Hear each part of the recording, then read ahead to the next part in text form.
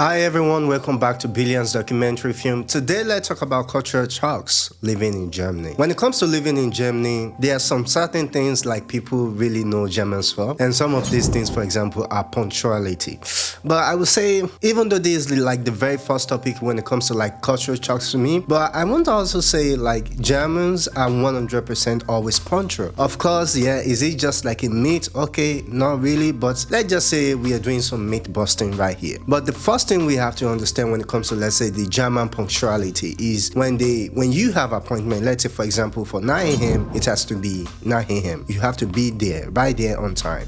And Germans are quite known for this punctuality when it comes to like, okay, having appointment. But also when it comes to punctuality, let's use the public transportation as example. For example, in Berlin, almost every winter there is always a construction how to develop and also how to make sure the public transportation keep running safely. So there is always a lot of construction going on during the winter time because there is less tourists in the city, there is less visitors in the town. So this is the reason why they always choose like to do it during this time. So if you have appointment during this time, during winter time in Berlin, it's better to leave just maybe 1.5 hours earlier just to make sure you'll be able to make it on time. If not, you will not be able to make it on time. This is just like a problem, but again, when we talk about punctuality, sometimes some of the S-Bahn, the buses, the train, they are not always punctual. For example, let's say the Harry, the regional train, which is like running within like Berlin and Brandenburg, is always late, almost every time. But they are always on time sometime during some certain times as well. So this is like the first thing to point out. But for me, also just to be able to experience like when some people say it's 1 o'clock, it's 1 o'clock, and it's never going to change. But it's not really hard and not really very dramatic the way some people say. Another thing to talk about is when I moved here to Berlin, Germany, one of the things that really surprised me the most is like the on public transportation you have a free network, a free Wi-Fi. This is like a really big surprise to me compared to, let's say, countries like Italy, compared to countries like, let's say, Greece, compared to, okay, maybe in Sweden, okay, they have it, but I only experienced this in Stockholm. And there's nothing like this, for example, also in Norway, because I also live there as well. So I would say this is like a really big surprise to me. But again, it also helps you along the way to make your journey easy, just maybe in case you run out of the data on your phone. And this really helps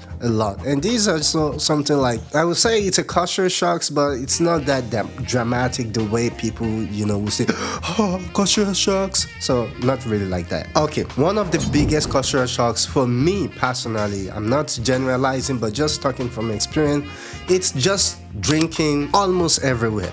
In Germany, you are allowed to drink alcohol when you are above 18. In some city, and when you are already above. So it also depends. But for you to be able to drink almost everywhere, when you're walking on the street, you are allowed to drink and to smoke cigarettes, to be more specific, just to be you're free to do something like that. But you cannot drink alcohol also in some certain place. For example, on public transportation, you are not allowed to drink alcohol or to eat on the public transportation. You are not allowed to drink and also eat in hospital, for example, or in police station, for example. In all those government places and offices, you are not allowed to do it there, only in those places. But excluding those places, you are allowed to drink almost every bar, anywhere, on the street, in the park, you're walking, wherever what you're doing, you are allowed just to booze and just get loose of everything. So I think for me, this is like a really big surprise for me because, for example, let's say in Spain, you cannot be walking and be drinking. It's not something you get fined for it. Because I also remember, for example, that was maybe around 2011. That was in Poland, in city called Poznań. I just arrived at the airport and I just get some Jack Daniels and just, drinking inside the taxi. I came out of the taxi, walking to my hotel, and I just saw police just around me almost everywhere telling me, okay, I have to pay some sort of like, I think that was maybe, back then it was around 200 zloty, which is around maybe 50 euro or maybe 50 something euro back then. And it was like a really big surprise. I was asking, what's up? They said, you're drinking alcohol. I should look around me. So then I look around me, nobody was drinking. This also happened too, but to be coming to Germany and to be able to see those things, like you can just drink and just be yourself everywhere, believe me, it's a big shock. Okay, one of the other things I think it's also it's worth mentioning is booking people to meet them. So when you're living in Berlin or when you're living in Germany in general, I would say you cannot expect like, because people are your friend, you can just call them anytime and just meet them. No, it doesn't work like that here. It's not like your friends has to be super spontaneous with you. No.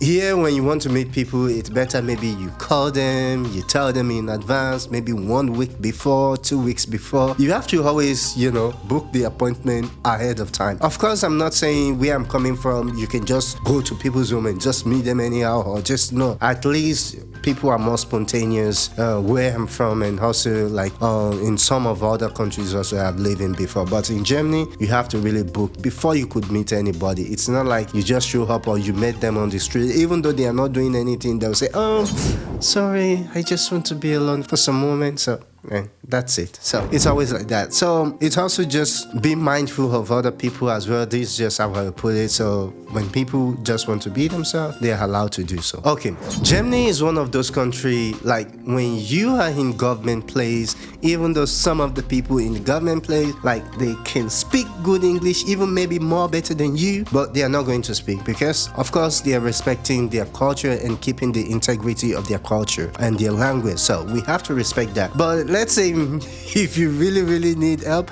they will tell you to go and call people that can speak the language to help you out. There is no way you can boycott it. In some case, maybe you finally find someone who is like super friendly and they are willing to help you. It's sometimes you just can't keep your heads around it, because I'm always surprised to like experience that like most of the time, especially in my beginning days, in my early days here, I always have to look for someone to help me translate or to help me say this is like really weird. And even the person you call, they'll be knowing a lot of your personal details, your personal life. Maybe some of those things you want to, keep them to yourself, and things start getting a little bit weird and awkward. So sometimes it's just like that. And this is like some of also those cultural shocks for me, I will say, but it's not again as bad, or it's not a bad thing. Just again, we can still laugh with it. And one of the very final last details is apartment viewing. In Germany, let me use Berlin as an example. If you want to go and look for apartment or a room, don't expect like you will be the only one, especially if it's like from a very public company. Expect almost around 200 to 250 people. You'll be searching for the place together. You'll be viewing the place at the same time. And for me, I'm always surprised. And that for me, I don't even really feel comfortable. Most of the time back in my early days,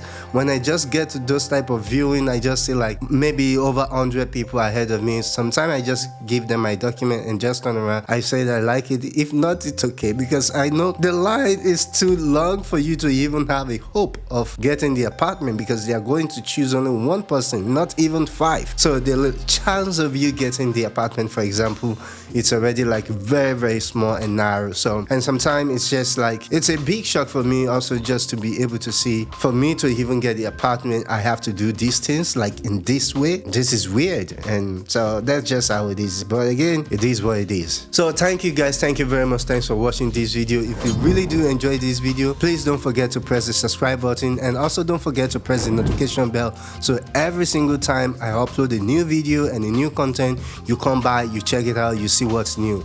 But until next time, I will see you in the next one. Ciao.